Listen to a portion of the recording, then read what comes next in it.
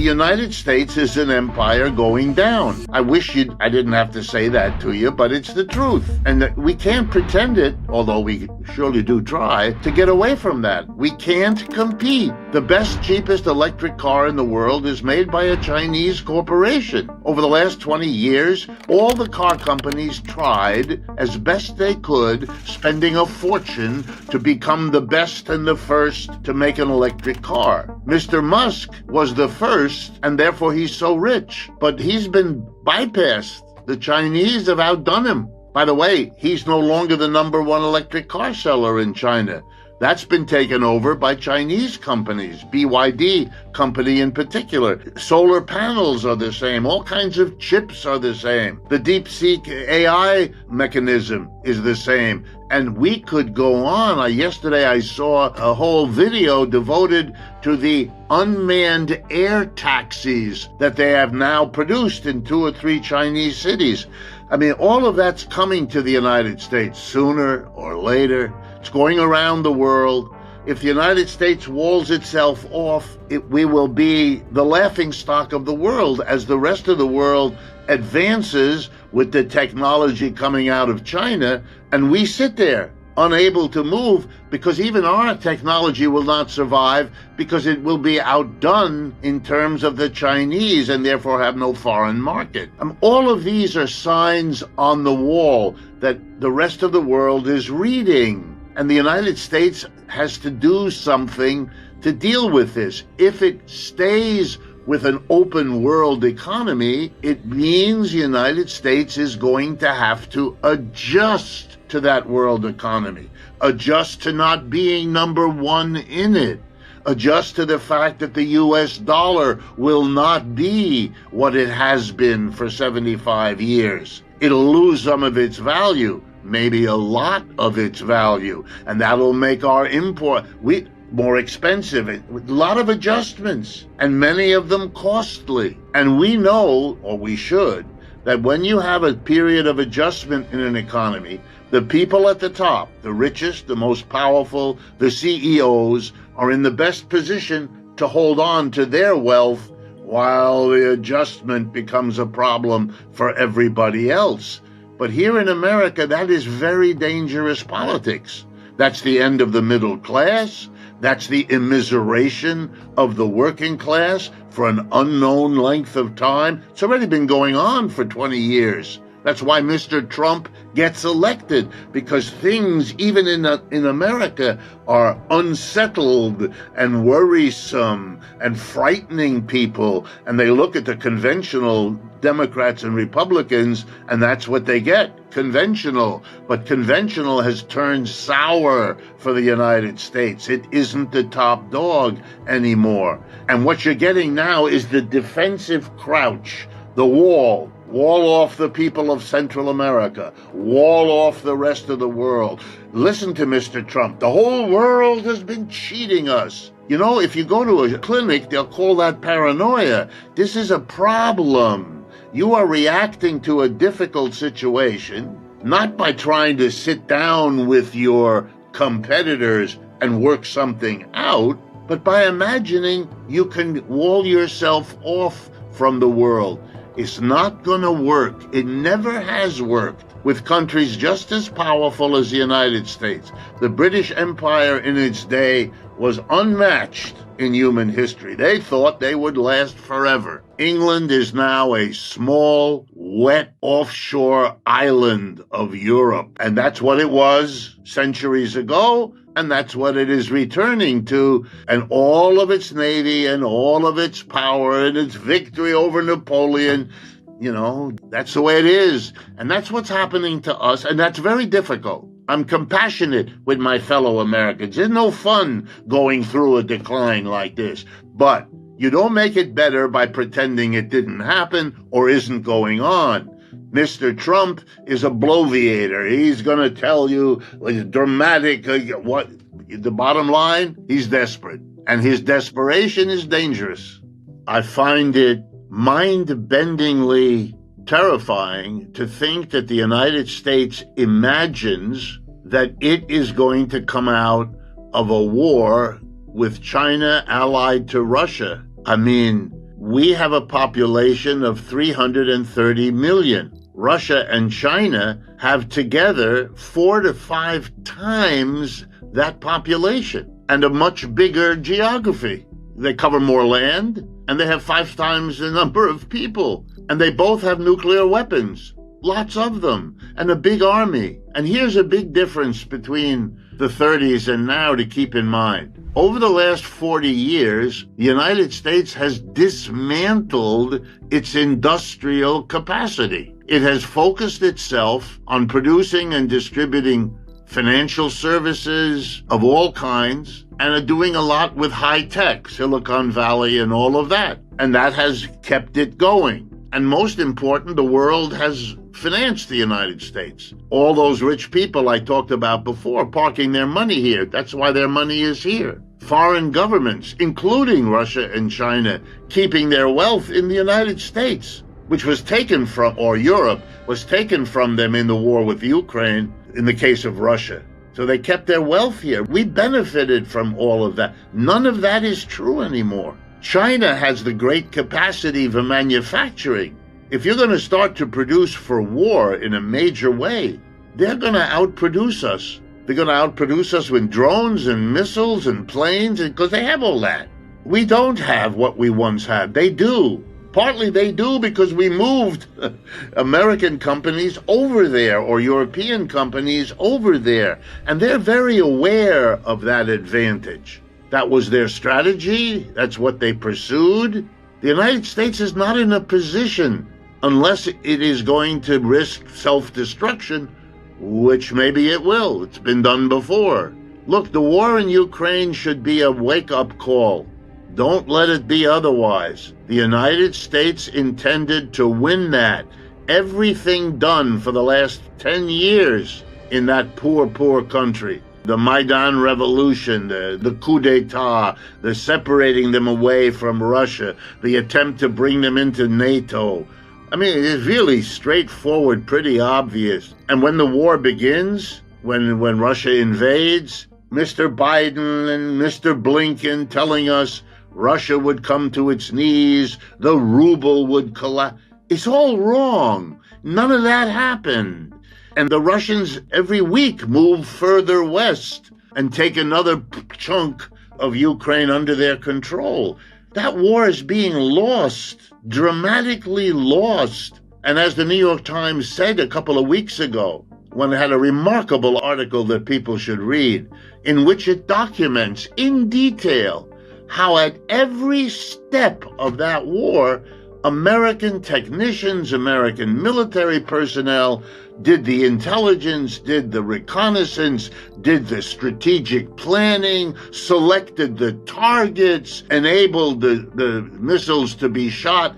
I mean, this has been a war between the United States and Russia, referred to as a proxy war, which it pretty much was. But one side lost and one side won. And the reason the Russians won was their reliance with China and India, no question. Even the Russians admit it, they don't deny it. So, I mean, look at the situation. Even if you think about war, which Americans seem to imagine, they're just going to win. We lost the war in Vietnam. We lost the war in Afghanistan. We lost the war in Iraq, and we're losing in Ukraine. What kind of a country plans for war with a record like that? This is not the time for war. This is the time for every other conceivable effort. And to give Mr. Trump his due, he kind of sees it in Ukraine. It's kind of, he's given up the ghost there, slowly, painfully, worried about how it'll play in the American public and what his political enemies will do with him. But he's getting out of there because if there's anything crazier than planning for a war with China, it's trying to plan for a war with China while you're losing one in Ukraine. I mean, it's so crazy that even a Mr. Trump can see that's got to stop. That's a no-brainer. If you're still living in the 1980s and 90s, when the United States was still the top dog, when not only was it the top dog, but the Soviet Union imploded so it couldn't be even the counterweight that it had been, wow, then maybe you could think like that. That's where Mr. Blinken still is. That's where Mr. Biden still is. Mr. Trump is able to go beyond. But I'll give him that. He sees that, to his credit. But the rest of it is a megalomaniac notion of what the United States is in a position to do. And let me take it one step further. If I'm right, as I suspect I am, if this is going to work out really badly, that these tariff wars and trade wars and capital wars end up the kind of failure that the war in Ukraine is turning out to be, you're going to see the world and much of the United States turn against Mr. Trump in a spectacular reversal that will be as dramatic, if not more so, than watching him rise to the top, will be watching him crash when this desperation doesn't work. So what's happening is, bottom line, the rest of the world is watching what they believe to be desperate acts. The United States cannot compete its way out of the world economy, so it has to shut the world out. It has to close in on itself with a tariff barrier. It's like building a wall, and it's very symbolic. The wall against the immigrants in the southern border, now the wall against the whole world with the tariffs. This is looked upon by the rest of the world as an admission of failure.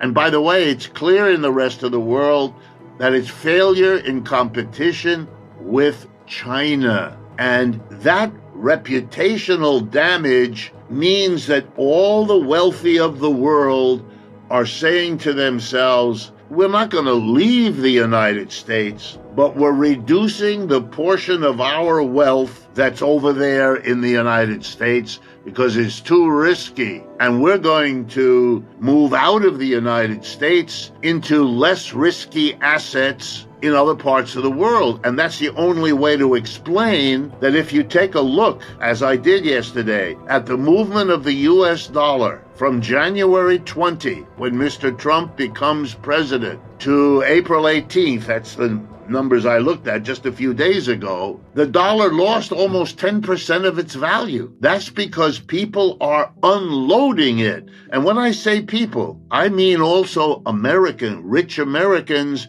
are being told by their advisors, do not put as many eggs in the American basket as you used to do, as we used to tell you to do. Now we're telling you there's too much risk. You better buy euros or Japanese yen or Chinese yuan because the United States' position is deteriorating. You know, we've been saying this on this program for some time. What you're now beginning to see is the accelerated evidence that that's happened. The United States is suffering a wild inflation of egg prices. It has chosen, because it works like denial, it has chosen to blame the egg price inflation on the bird flu. Remarkable. Bacon, which is often eaten with eggs, has also seen a very dramatic price rise over the last 20 years. And at least the last time I remember my biology classes, bacon comes from pigs who do not suffer from the bird flu. Well, what is it? Have pigs had a flu too?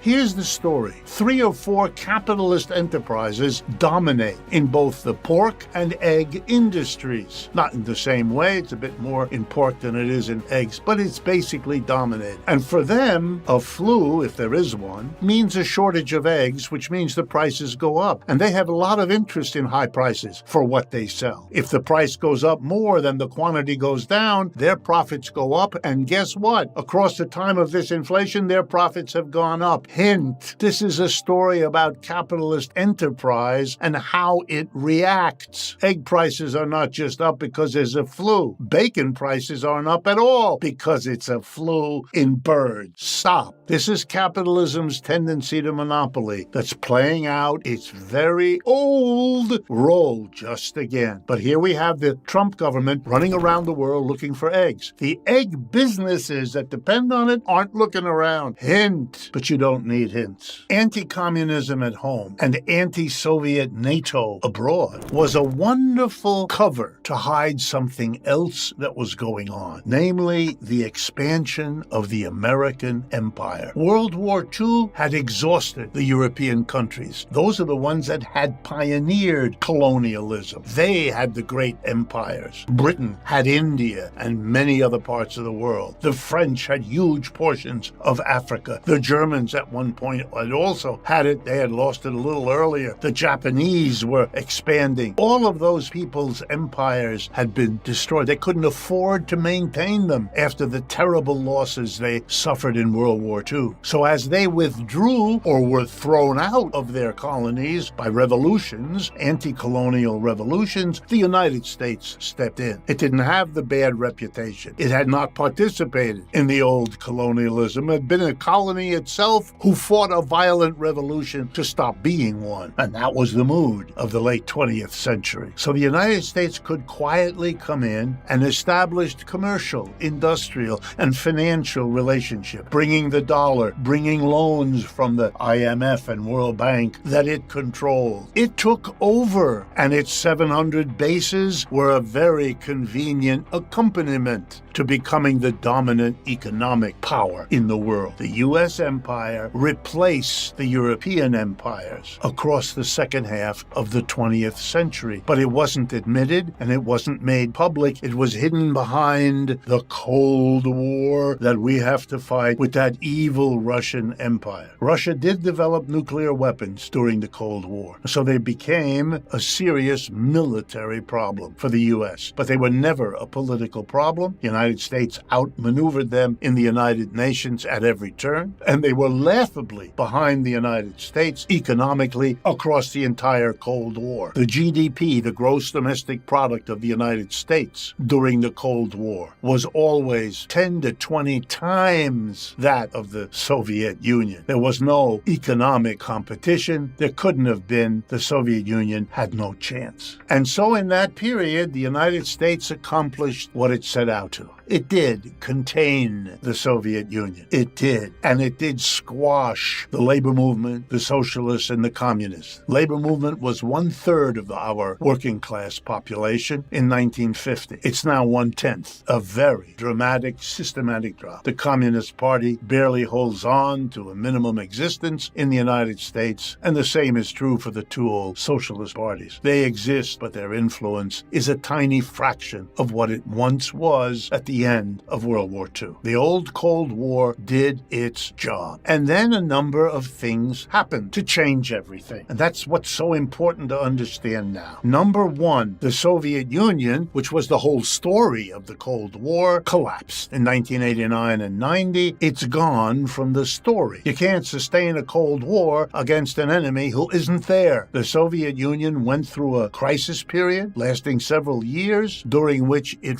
gave up its socialist or communist characters and became another capitalist country. Yes, the government has a big role there, but it does in many parts of Europe. That's not unique to Russia. It does in many parts of the world, which are not called a Soviet bloc, never were, and aren't now. The Soviet Union became another, albeit big, European capitalist country with a large governmental sector. But it really shook up the whole idea of the Cold War, number one. Number two, the rest of the world recovered from all the damage done in World War II. Took them decades, but they did. Led by, in the capitalist world, Germany and Japan, who really came roaring back to become the dominant capitalist countries other than the United States in the latter part of the 20th century. And then, even more dramatic, much more dramatic, the explosive growth of capitalist relationships in China. And by capitalist relationships, I mean the employer-employee way of organizing business, whether that's in a private enterprise or one owned and operated by the government. If you hold on to the minority of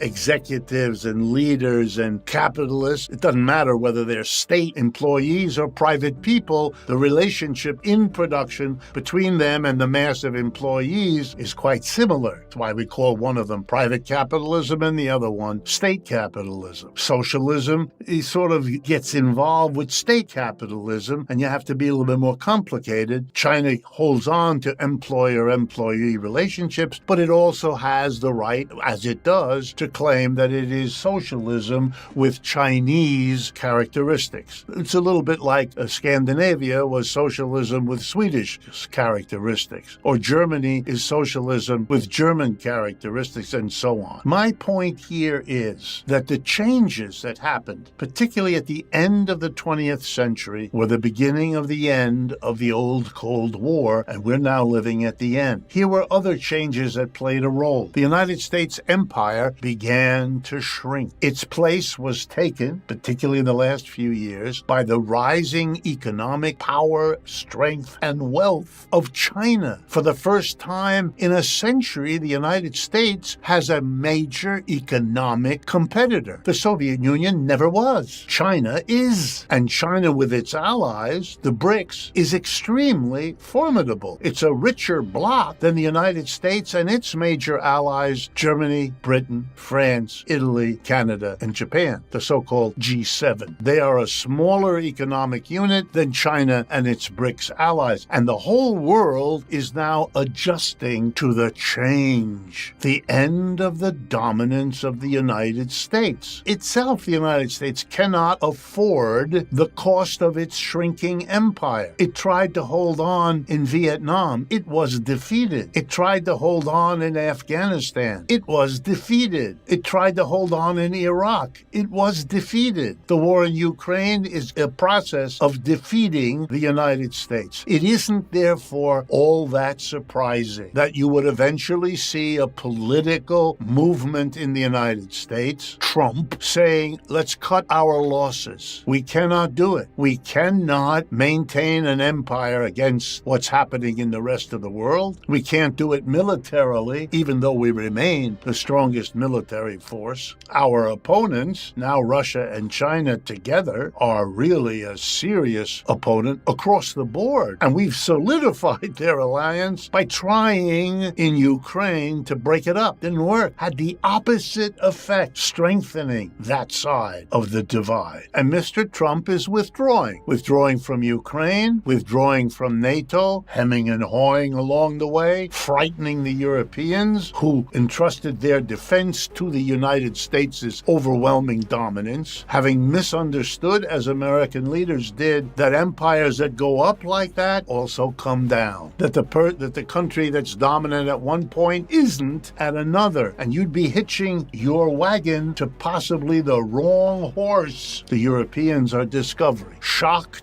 frightened, that's them. The United States is pulling out. The cost-benefit analysis about all those military bases, all those war efforts, they can't do it. As it is, they've been paying for those wars and paying for their defense establishment by borrowing money. The debt of the United States relative to the GDP of the United States is now worse than all of Europe. They didn't have to borrow for their defense. We did that. And we got a lot of benefits here in the United States. The government pumping all this money, tax money, borrowed money, to sustain the military, boosted the American economy. Came to be known in economic circles as military Keynesianism, which is exactly what it was. But it's over now. The empire is shrinking, and there is no sign anywhere that it's going to come back, other than in the wild statements of Mr. Trump, and we know what credence to give them. It's shrinking everywhere. And just as Mr. Trump had to recognize it when it came to the war in Ukraine, his successors, Republican, Democrat, or other, will have to come to terms with it more in the years ahead. But they don't want to. The United States is a remarkable place in which I was born and lived and worked all my life. Remarkable not in the ways it likes to imagine, but in this way. It practices what psychologists call denial. We've talked about that in these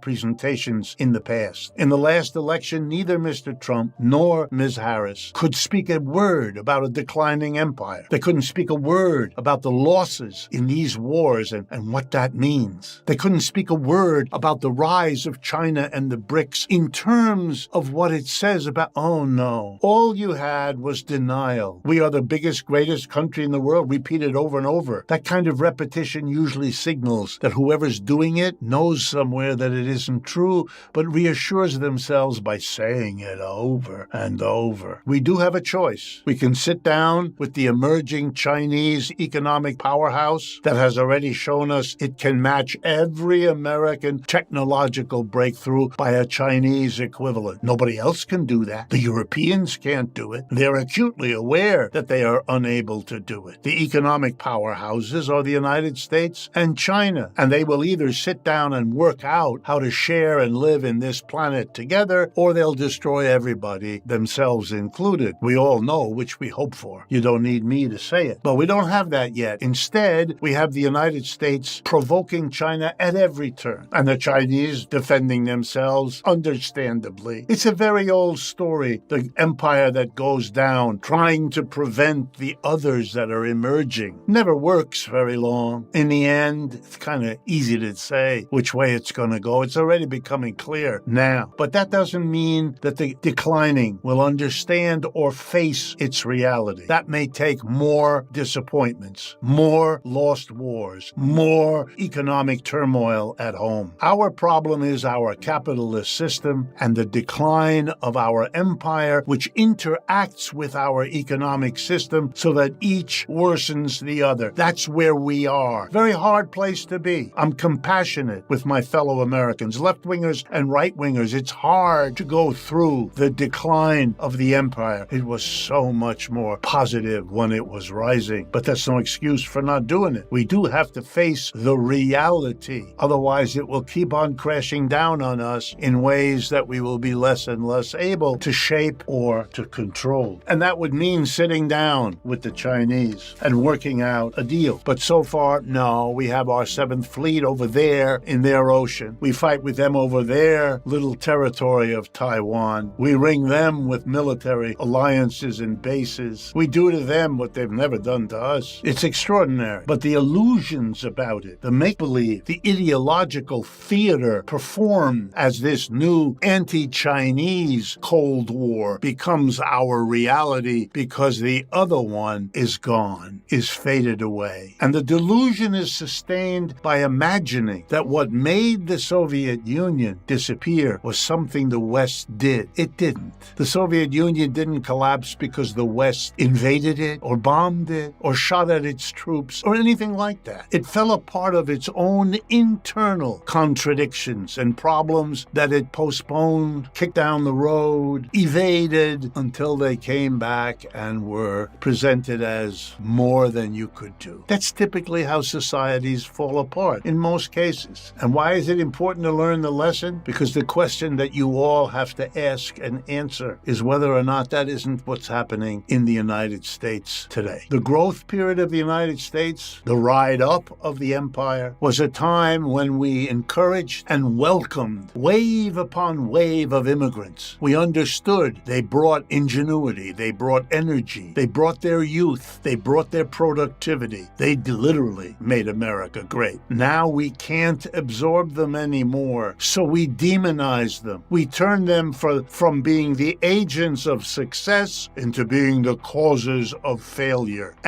Folks, won't work. Sure, you can deport them, but it's a sign of America's lack of ability to absorb them the way it once did. Think of the irony. Mr. Trump wants to make America great again, to go back to what it was. Yeah, but what it was the welcomer of immigrants. Go take a look at what it says on the Statue of Liberty. It's a sign of decline, as there are so many. The divisions in our society, the hostility, the fact that serious people in other ways would get excited about a government that whacks the 2.5 million federal employees only because it can't get at the 20 million state and local public employees. Has to pretend it's doing everything for efficiency. No, it isn't. The corporate sector's in trouble in America and would like to enjoy tax cuts of the sort Mr. Trump gave them back in 2017. But those are supposed to expire this year, and they would have to because the government's broke. Oh no, we'll save money by whacking federal employees. What an interesting idea. The people who had the least to do with the difficulties of the American empire are the victims of its decline. They won't continue to accept that. May take a while, but they won't. Mr. Trump is an anti-working class leader. He is carrying out out what generations of employers have convinced themselves to believe. We can do with less workers than we have. We can pay less. We can do this.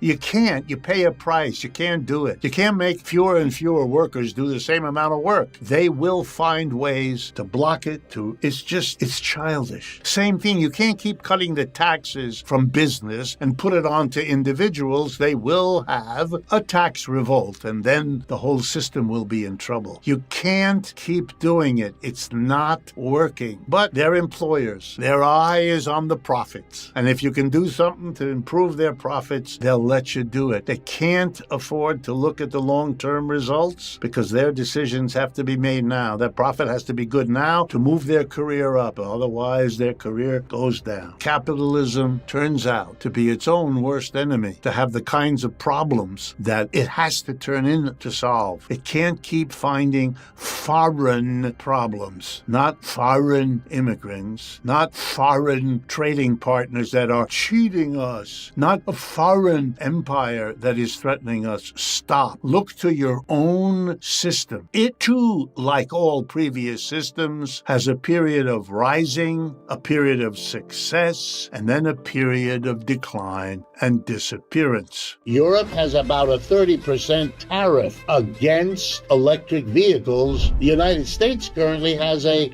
100% tariff. Let me be sure everybody understands. If an American wants to buy a Chinese electric vehicle simply because it is the best and the cheapest, and let's assume it's $30,000 to get this car or this truck. If you're an American, a company or an individual, if you want to buy that $30,000 vehicle, you would have to come up with $30,000 that go to China to pay for the vehicle to be shipped, and then you'd have to pay 100% tariff.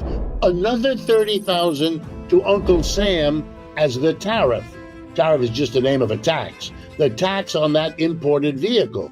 So it would cost you double. You have to pay $60,000 if you're a company to get your hands on the best, cheapest electric truck. And now the punchline. All of your competitors, if you're an ice cream producer or an underwear producer or a bridge producer, it doesn't matter. You will not be unable to compete because you can't afford a $60,000 truck. But your competitors around the world, they can. They live in countries that don't have a tariff, so they can get that truck for the $30,000 the Chinese producer asks for it, which means they will all outcompete Americans. And now here comes the punchline. The tariff, at best, protect the particular industry and the workers in that industry from competition. But meanwhile, it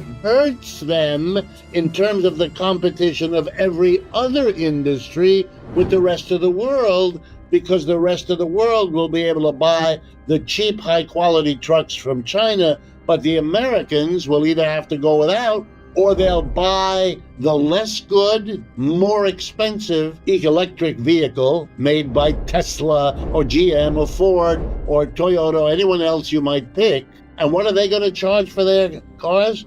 Well, they know they have protection. They can produce a crappy vehicle, sell it for $40,000, and Americans will buy it because they can't afford the $60,000 and they can't get legally. So what Mr. Trump is doing, and by the way, the 100% tariff is not what Mr. Trump did. That's what Mr. Biden did. Mr. Trump may raise it further, but the irony is, do not associate this particularly with Trump. He bloviates about it a lot, but he doesn't do it that much more than Mr. Biden, who basically copied Mr. Trump in this regard. But when Mr. Trump says, I'm putting on tariffs to protect American workers, this is economic nonsense. He doesn't know whether the loss of jobs from all the American companies that go out of business because they can't buy the cheap input. It's just like being outdone by a new technology. You're outdone by a new kind of vehicle, but you can't afford it. And the only reason is your own government is doing what? Mr. Trump is pandering to the automobile industry. That's all. It's good. They will give him a lot of money to impose a tariff because it's good for them. They don't care what happens to the rest. In the long run, that's very stupid. But capitalists don't have the luxury of calculating long runs. They're doing what they need to do now. What you're seeing is, I hope, a lesson in the fragility of capitalism, how dependent it is on all of these things over which the capitalist has no control. It's obvious watching the terror in the American high-tech industry these last few days. None of them expected a Chinese competitor to do this. It is a bitter lesson for them, and some of them will now be driven out of business. These were billion-dollar corporations. They will be driven out of business unless they can come up with something of their own to try to do to their competitors what the little DeepSeek company just did to them. The whole world of producers, of enterprises, most of them need either trucks to bring their inputs to the place of business or trucks to take the outputs from the business to wherever they are marketed. Okay, so you have an enormous competitive system that will be competing to get the cheapest, best electric car. Elon Musk is a name you know only because he was one of the earliest ones to see and pursue what became commonplace. But Tesla may have been the earliest, and Tesla may have been number one before, but it isn't anymore. Why not? A relatively small Chinese company, one of about 30 electric vehicle producing enterprises in China, did what DeepSeek did. They came up, they studied other people's electric cars, for sure. They studied the automobile business, which is already well established in China, has been for decades. And the BYD company, that's the name of the company in China, 3 initials, B, Y, and D, they produce the best quality electric cars and trucks at the lowest price. They won the competition. Okay, that's why the rest of the automobile industry is pressuring the American government, where automobiles are important, European governments, where automobiles are important, to give them protection because they can't compete. What they say is the typical bloviating propaganda nonsense that capitalists always say because they cannot stand up and say, I failed at the competition. This is dangerous in their view, ideologically, and they may be right. So they come up with things like the Chinese cheat, or one of these arguments that only works if people are either ignorant or don't want to understand. Every economy that went from small or poor to large and rich did this. The American companies stole ideas, copied ideas, as I said before, from the Europeans, the Americans from the British. Everybody from everybody, and the British before them had stolen from others. This is economic development, is the polite term for this activity. So yes, the Chinese had no manner of hesitation, and they won the competition, which, friends, is what counts. History keeps track of the winner and forgets the loser. That's partly because the winner writes the history. Wherever capitalism has arrived and displaced, for example, feudal or slave or other economic systems, it has brought with it crises. In fact, the language in English and in other languages is very rich. Crisis, catastrophe, downturn, recession, depression, collapse. I mean, I could go on. Why? Because it's a recurring phenomena. Because the history of capitalism is the history of people really troubled by this recurring phenomena which they couldn't get under control. One of the things Marx admired, for example, in Ricardo, was he didn't shy away from saying, wait a minute, what's this about? Why do we have this? Every few years, suddenly, people lose their jobs. Businesses go belly up. We have social unrest because people are suffering. And by the way, you didn't have to persuade political leaders. They got frightened by this spectacle. Workers made revolutions sometimes when the downturn was too hard, lasted too long, cut too deeply. So it's been a problem all along. What happened earlier this week was that a very small company in China, DeepSeek, by name DeepSeek, announced that it had developed a new kind of AI. You can lay off some of your workers. You won't have to pay them wages. And that allows you to lower the price of whatever you make. If you can save thousands of wages by buying for $1,000 this new chip, although I should mention that DeepSeek makes its material available for free on the internet, which suggests that socialism in China seems to mean something, because no capitalist firm would do that, because there's a lot of money if you are the new technology, because all the capitalists will come to your door to get it. And by the way, the largest single AI-related item downloaded by Apple users over the last 5 days has been this Deep Select product, not the competing products coming out of Apple or any of the others that are busy doing this sort of thing. So it's a classic case in which an entrepreneur, by the name, I made a note of it, Liang Wenfeng in China, an entrepreneur a year and a half ago, in May of 2023, sets up this company and hires a bunch of new graduates from China's burgeoning population of technical universities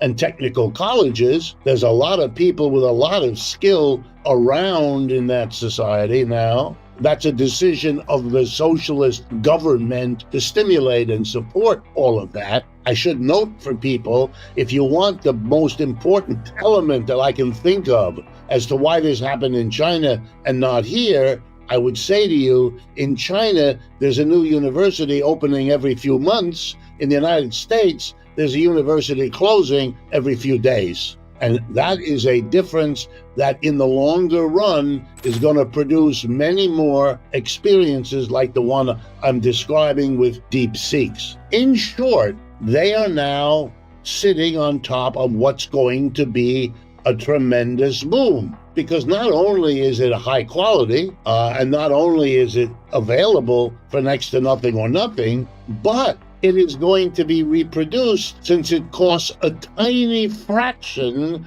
to produce relative to what these kinds of chips were being sold for by the big companies, mostly in the United States, that are alternatives. That's why you will see, if you haven't already, a propaganda blizzard accusing this little company copying, of taking its technology from the others. I'm not a technical expert.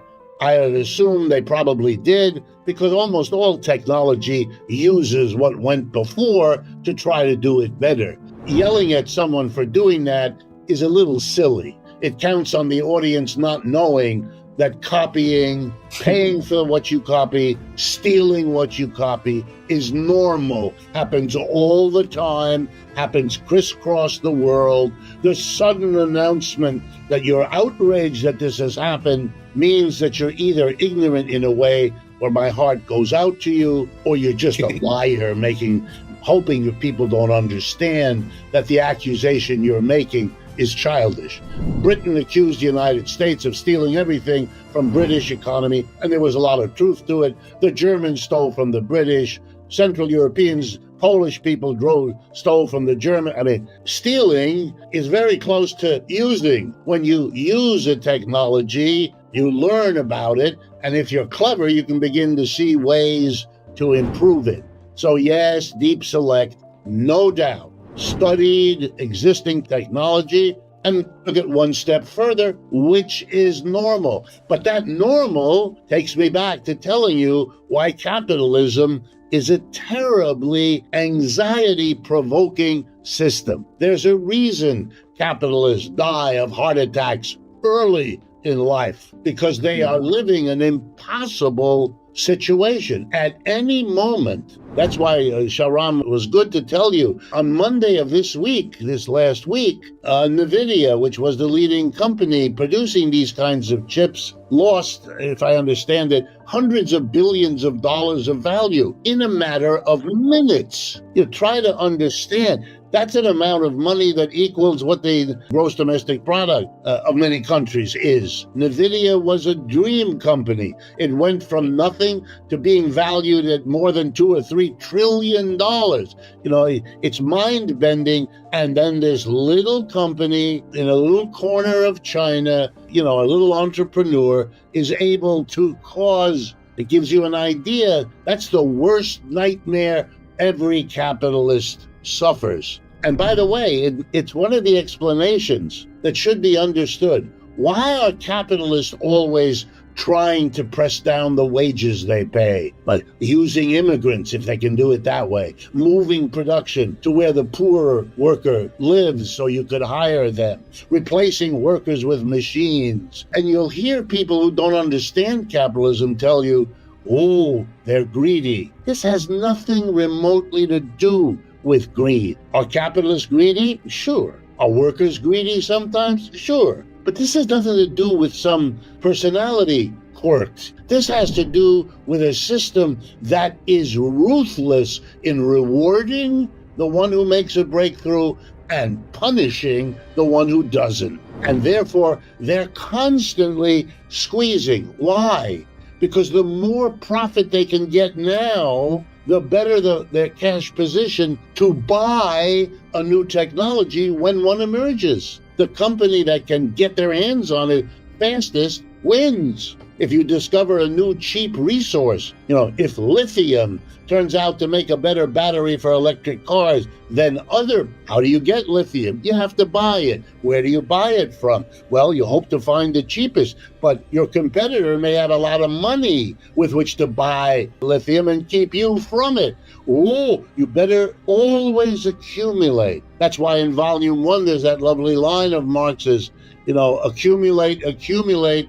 For the capitalist, that is Moses and the prophets. That's a clever line. The religion of capitalism is not about greed. It's about survival. They can only survive by doing to others what they fear those others will do to them. It is a corruption of the golden rule, but it is the core of capitalism, and it is illustrated very dramatic of decline and disappearance.